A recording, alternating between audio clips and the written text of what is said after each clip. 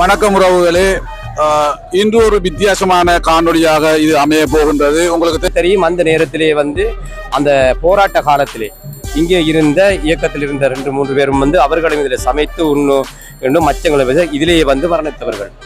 இது புலிவாய்ந்த பாலம். இந்த இடம்தான் புலிவாய்ந்த கல்லென்றது. எனக்கான இடத்திற்கு வெளி யாத்திரிகள், மதமாற்ற யாத்திரிகள் இங்க சமைப்பது, உண்ணுவது ஒரு சுற்றுலா தலமா பாவிக்க கூடாதுன்னு தான் எங்களது வேண்டுகோள்.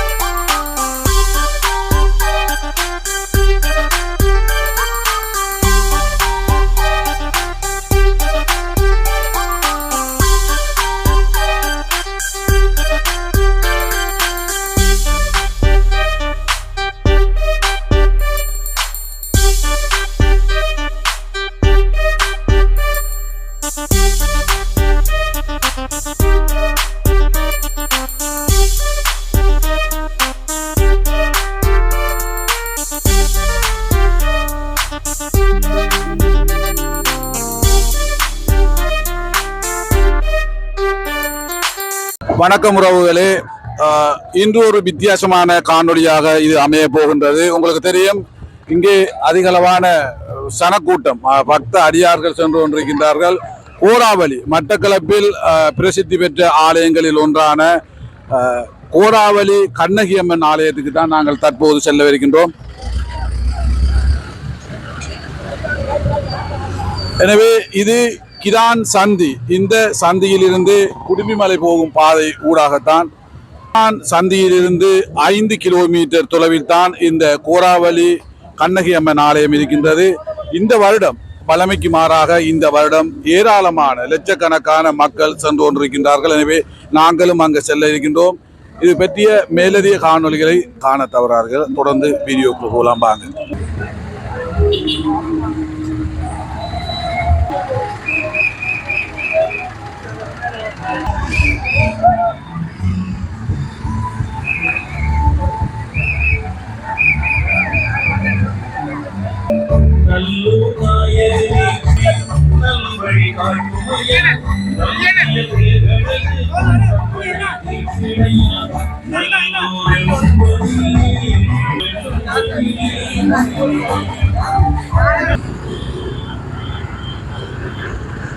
நீங்க கேள்விப்பட்டிருப்பீங்க, புலிவாய்ந்த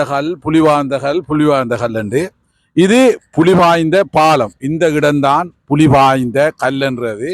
எனக்கு ஏன் அந்த புலிவாய்ந்த கல்லென்றதுக்கான அர்த்தம் உண்மையிலேயே தெரியாது. இருந்தாலும் நான் சிலரிடம் கேட்டிடத்த, இந்தியாவுக்கும் இலங்கைக்கும் இடையில ராமர் பாலம் போட்ட மாதிரி இந்த பாலம் இல்லாத டைம்ல இங்க பார்த்தா தெரியும். அதை காட்டுங்க. இந்த தெரிகிற கல் மாதிரி, இதே மாதிரி இந்த ஆற்றை கடக்கும் வரையும் அங்கங்க பெரிய பெரிய பாறையில் இருக்கிறான். அந்த பாறையால புலி பாய்ந்து அந்த இடத்தை கடந்தென்று தான் இந்த ஆக்கள் சொல்றாங்க. என்னன்னு சொன்னா, இப்ப இது பாலம் இல்லாதனாடி இந்த பகுதியிலிருந்து ஓடி வந்த புலி இந்த கல்லுல ஒவ்வொன்றா பாஞ்சு அந்த பகுதியை கடந்தன்னு சொல்றாங்க. இதுல எவ்வளவு தூரம் உண்மை என்றது எனக்கு தெரியாது. ஆனா அந்த ராமர் போட்ட பாலம் மாதிரி கல் இருக்குது. இந்த ஆற்றை கடக்கும் வரையும் பெரிய பெரிய பாறங்கற்கள் இருக்குது. இப்ப தண்ணியால தெரியல, அதனாடிதான் இதுக்கு புலி வாய்ந்த பாலம் என்று பேர் வந்துன்னு சொல்றாங்க.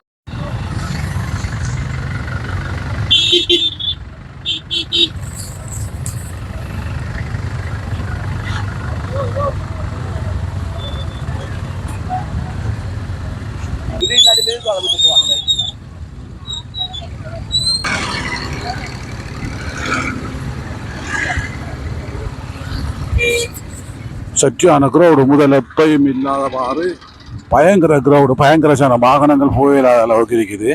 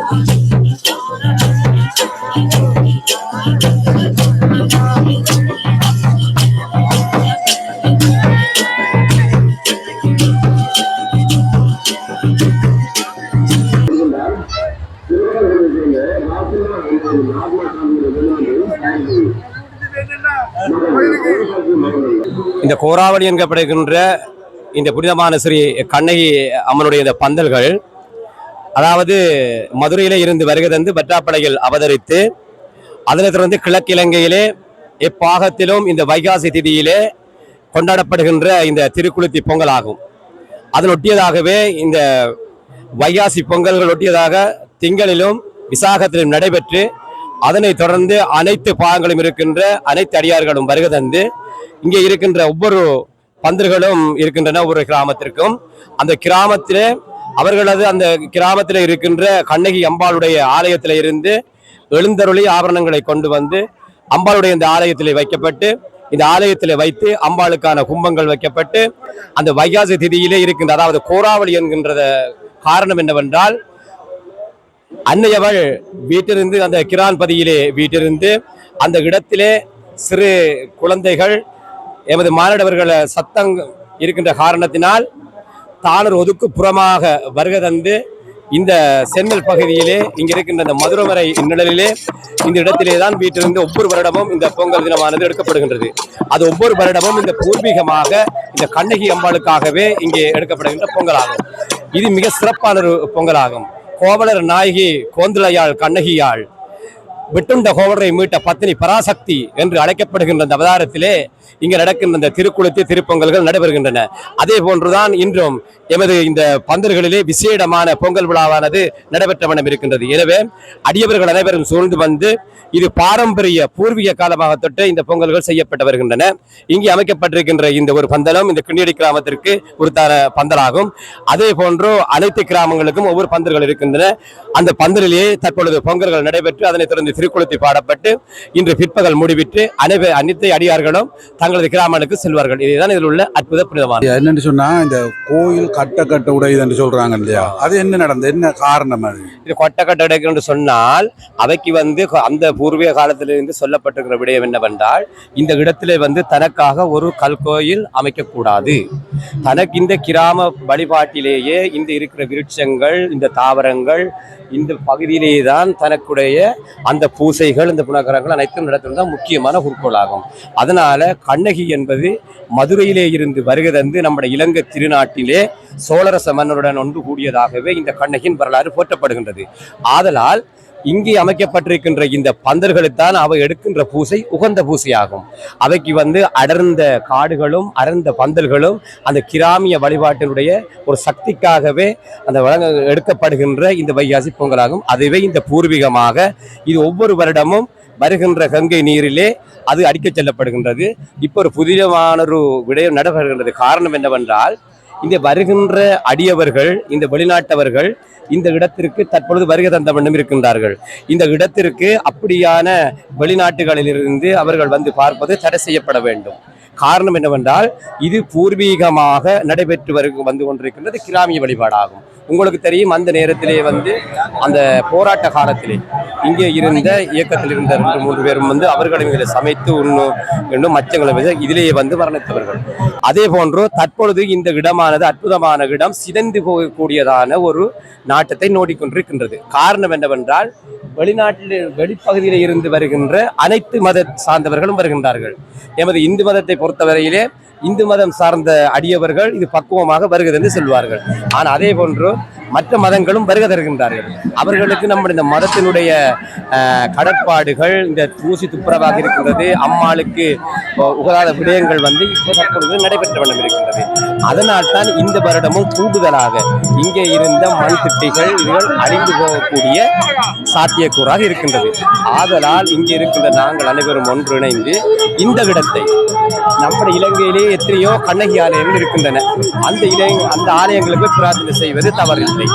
ஆனால் இந்த புனிதமான இடத்திற்கு வெளி யாத்திரிகள் மதமற்ற யாத்திரிகள் வந்து இங்க சமைப்பது உண்ணுவது ஒரு சுற்றுலா தலமா பாவிக்க கூடாதுன்னு தான் எங்களது வேண்டுகோள். ஏனென்றால் உங்களுக்கு தெரியும் இந்த பக்தர்கள் இதற்கு முன்பதாக நடைபெற்றுக் கொண்டிருக்கின்ற இந்த திருச்சடங்கு வழிபாட்டிலே இப்பயே நீங்க காண்பீர்கள் இதிலே இருந்த மனத்திட்டுகள் அத்தனையும் இப்ப அழிந்து போகக்கூடிய ஒரு கட்டத்திற்கு வந்திருக்குது. காரணம் என்னவென்றால் அதுதான் விடயம்.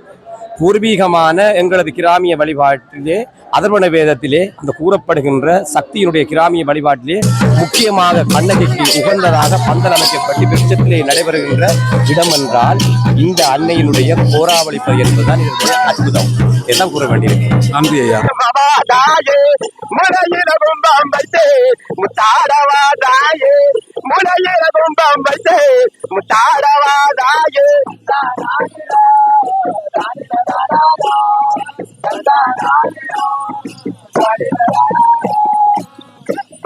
ரசம் படுத்து விளையாட்டுக்கும் மறு மரபு பாதாசர் ஓதே